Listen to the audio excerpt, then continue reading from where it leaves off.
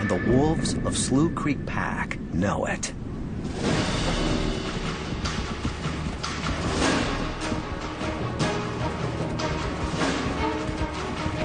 Emboldened by the herd's vulnerability, they test even full-grown animals for weakness, becoming a constant torment.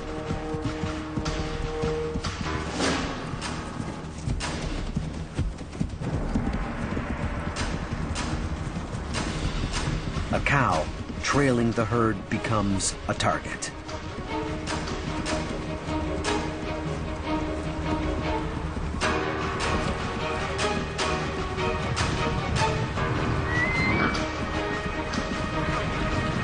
They separate her and close in from all sides. The wolves might just get their thunderbeast.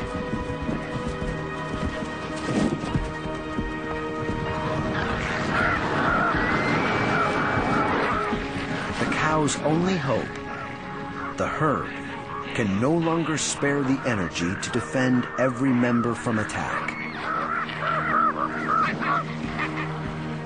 Once she goes down, death soon follows.